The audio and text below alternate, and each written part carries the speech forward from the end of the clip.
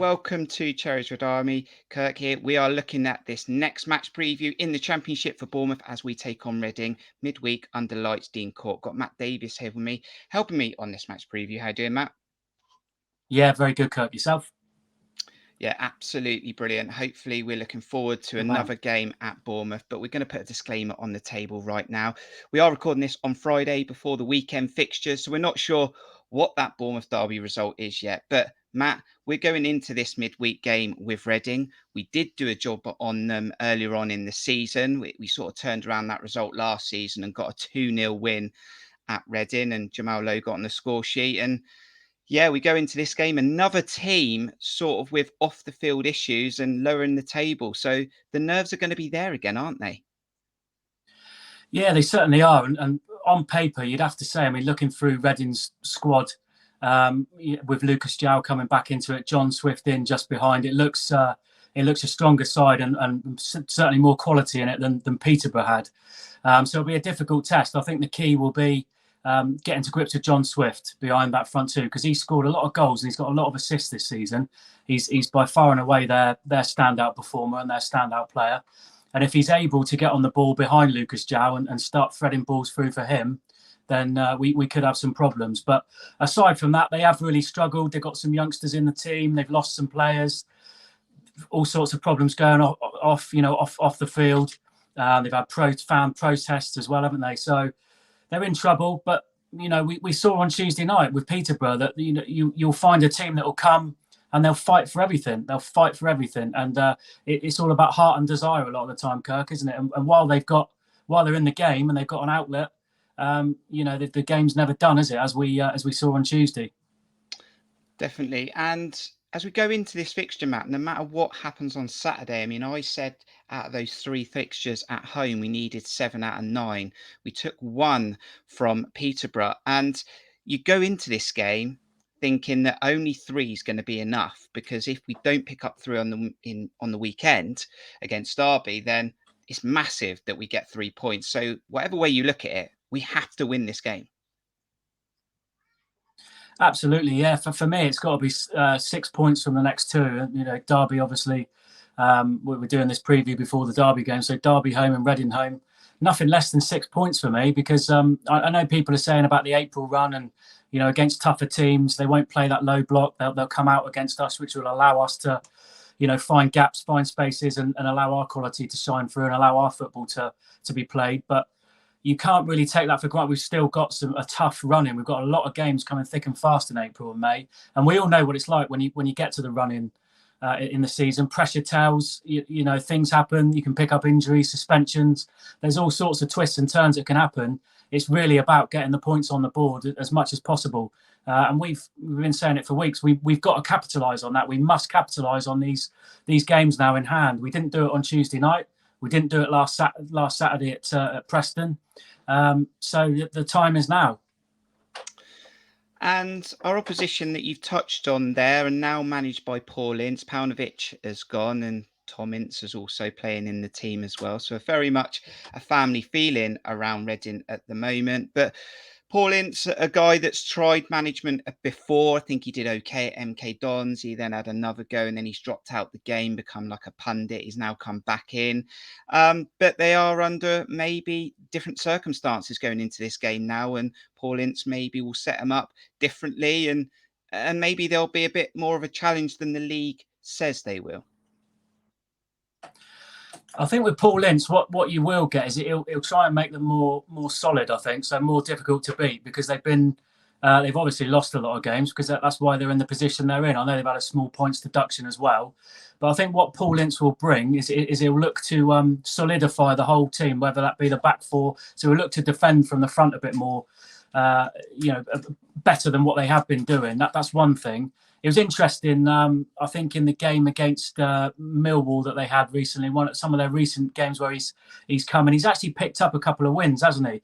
He hasn't really ripped up too much. He's still sort of going, it seems, with that sort of 4-2-3-1 formation, with Drinkwater and sort of Rinomhota holding, and then obviously his son Tom Ince, John Swift, and Junior Hoylett behind Lucas João.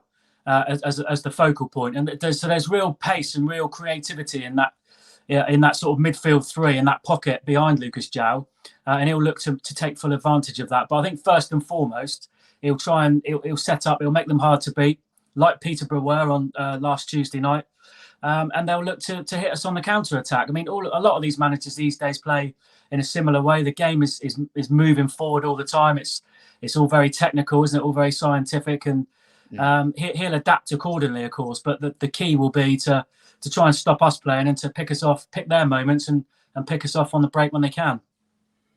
And their main man to really watch in this game is probably John Swift. 11 goals, 13 assists, and I think he's out of contract this summer. So a player that might be in demand for a lot of championship clubs, or maybe lower in the Premier League. And we're going to touch on that predicted 11, Matt. It could be many variations in this game, because remember, we've got Huddersfield coming soon, but we know there's no Billing.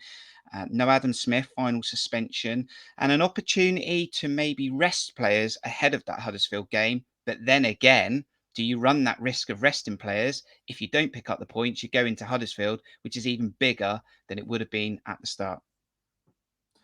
This is what we said before these games came about, Kirk, wasn't it? We said that Scott Parker needed to manage this situation. He needed to get it bang on, really, in terms of picking the right 11, getting the right number of minutes into players, not overworking them, overplaying them, and also keeping everybody happy that isn't playing, and bringing in players where he needs to freshen it up. Not convinced he's done that particularly well at this stage. Going into the Derby game at the weekend, didn't obviously do it very well against Peterborough. In fact, I'm baffled as to what he was thinking, to be honest, at times on last Tuesday night against Peterborough. But he's got to get it right. These two games, as we've touched on already, are really critical. That's why he's paid the money that he is. That's why he's manager of our football club. So we're relying on him to do the business in that regard. Okay, well, we're going to put our predicted 11 on the table. Let's see who we think Scott Parker's going to go for.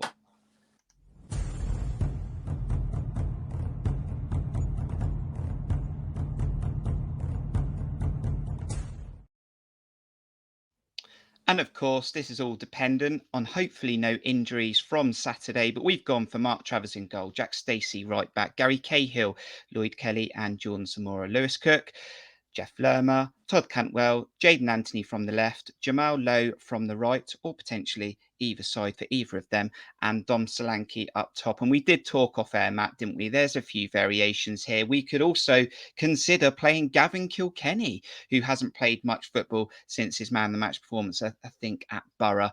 But look, we're trying to pick this quite a few days ahead and with a game mixed in the middle. But that gives us an opportunity to still have a strong squad on the pitch and prepare for Huddersfield. Look, it's a very delicate balance, Kirk, isn't it, as to what we do. We don't want to, we don't want to be making wholesale changes game after game. There has to be a settled team and a togetherness, really, amongst the team. And it's just making those, as we've touched on, is making those tweaks as and when they're required, which is what the manager's paid to do. So we haven't gone for wholesale changes or anything like that. I think just talking through it, starting with Jack Stacey, we feel, don't we, that he'll probably play fullback because Scott Parker's gone on record to say Ethan Laird is not ready and needs some more work, which for me is very confusing, very frustrating and very baffling, because he's been with the club 2 months. He was flying at Swansea, and I thought he was a signing that would come in and hit the ground running right away. So the fact that after 2.5 months, probably it is now, he's had his injuries. We don't even know really what the extent of that was, but for him still not to be ready is very concerning, really. And then moving into the midfield, Lewis Cook, who's been one of our top performers in recent weeks, he's not really put a foot wrong. He's stepped up to the plate, hasn't he, in Jefferson Lerma's absence, and has performed really well in that 6 role. He's been tigerish in the tackle, so he's been combative, but he's also used the football very well. And he must be very frustrated at the moment that others ahead of him aren't replicating that, really, once he feeds them. Phil Billings obviously suspended, so we've opted for Jefferson Lerma. I mean, very difficult to leave Jeff Lerma out of a football team, isn't it? So we've gone for Lerma in more of an advanced role. But that, we need to be fluid. We need to be flexible. That can be adapted, can't it? even in game, really. Lerma could drop back, Lewis Cook could go forward. You could even, there is an argument, Kirk, also for 2 6s in there, orchestrating things, really dominating the midfield. Both of them can use the football very well. So they could sit in there, and it would allow, I mean, at times I think Billing and Cantwell tend to get in each other's way almost with the two of them behind the front three. So it would allow Cantwell to have that free role, that perfect number 10 role behind that front three. And do his thing, really, because he's dropping deep. He's all over the place, Cantwell, at the moment. He's almost bumping into Billing at times, I think. So there is a case for that. And then looking at the front three, anyone's guess, isn't it? I mean, Jamal Lowe, 3 goals in 3 before Peterborough and gets dropped. So that tells you that it's anybody's guess as to what he does within the front three. We've only not put Ryan Christie in because he's just come back from injury. I'm guessing he'll probably play against Derby. And Tuesday night again might be too much for him. So we've gone for Lowe. And we've gone for Jayden Anthony because he was obviously a substitute against Peterborough. He may not play. He may not start against Derby because Dembele, I mean, he wasn't great, was he, Dembele, on Tuesday against his former club, but showed glimpses. But he brings Anthony on at right back, which is, again, another one of the baffling decisions that we won't go too in depth with at this moment in time. So that's our front three. And obviously Dom Solanke, who's been very, very isolated, having to come deep himself all the time to pick up the ball, try and make things happen, try and link up, because he's got no link up, has he, within the front three? No. They stay very wide. They don't offer him any support at all, or they haven't of late. So that will need to change. But that's as good a guess as we can give it, really, Kirk, isn't it, on what we feel this 11's going to be. And we do feel that maybe one eye might be on Huddersfield. That is our predicted 11 for this game. Do you agree? Disagree? Let us know in the comments. And like Matt said, there are options for formation changes, not just player changes.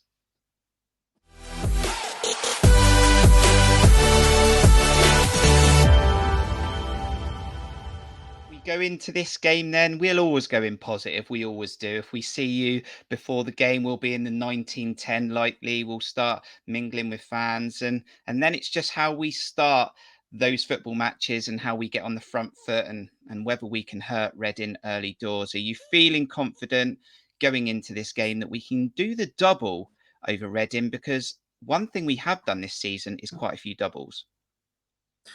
You have to be, don't you? We say this every week, that you have to be confident with who we are. You know, the football team that we've got, the squad that we've got. You have to think at some point, the management team we've got, everything is in place. We're running out of excuses, really, aren't we? That you have to think at some point that somebody's going to come a cropper and take a right hiding from us. That's what I'm waiting for. I thought it might happen on Tuesday against Peterborough. Obviously, wasn't the case. Credit to Peterborough as well. And Reading will be a similar challenge, really, as will Derby. These 3 games will all offer similar challenges, really. The onus is on us to attack. It's on us to show a little bit of desire, intensity, tempo. You know, start on the front foot, link ups. You know, that fast, moving the ball around at fast pace, hugging those touch lines and linking up with Dom Solanke, whether it's Jamal Lowe, Jayden Anthony, whoever it is. Making sure that we're offering enough from an offensive point of view and keeping our concentration and keeping solid at the other end. Yeah, so I'm confident. I'm going to go score prediction wise. I'm going to go again. I'm going to go for a 3-0. I keep saying it. I went for 3-0 against Peterborough, so I'm going to try it again, Kirk, and see if it works this time. Go for it. I'm going to go for the famous Cherries Red Army 3-1. Going to go for it. We are due some goals, like you said, Matt. So make sure you let us know your score prediction in the comments below. Hit the like button. That's really helpful. Also subscribe, because we're very close to 850 subscribers. We might even be there by the time this match preview comes round. And a big thank you to all our channel supporter members and anyone who donates. You can donate at buymeacoffee.com/Cherries Red Army. Really does help. All sort of donations and supporter members that you put in goes into the channel. So thanks, Matt, for coming on this latest match preview. No worries, Kurt. Always a pleasure. And thank you to you for checking out this video. Let's go. Let's get a result, and there will be likely a match day vlog. Stay safe. We'll see you soon. Up the cherries. Up the cherries. Yeah, it's away.